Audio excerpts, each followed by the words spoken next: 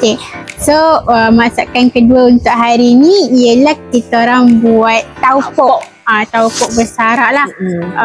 So daripada segi rupa ni memang kita nampak macam bentuk bunga, memang naik lah dia punya bunga tu kan, memang cantik lah, bulat-bulat.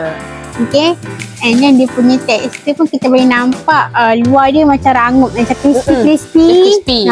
Nampak crispy, memang nampak cukup masak lah. Memang kata dia punya tu memang perang-perang, dia punya ni kan tekstur.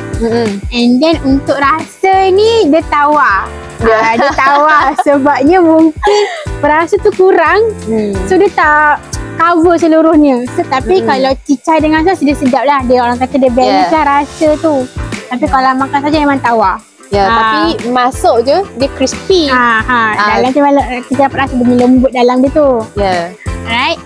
So untuk aroma tu memang kita dah bau lah bila kita keluarkan daripada kuali tu, memang kita dapat bau dia punya aroma, bau-bau goreng panas macam tu.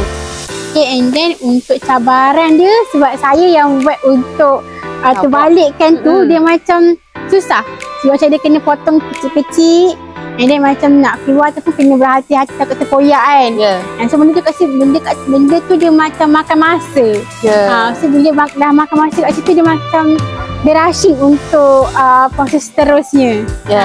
Sampai macam I dah siap, dia pun I tak siap lagi. tengah rushing. Macam tu kan. So macam itulah cabaran tu. Sebab saya nak dapatkan kalau boleh yang perfect lah bentuknya, tapi makan masa sikit lah untuk dekat situ. Kalau macam mungkin kalau masa lebih, mungkin lah orang kata tak terlalu rushing lah. Okay, so itulah untuk taupok bersarak. Yay!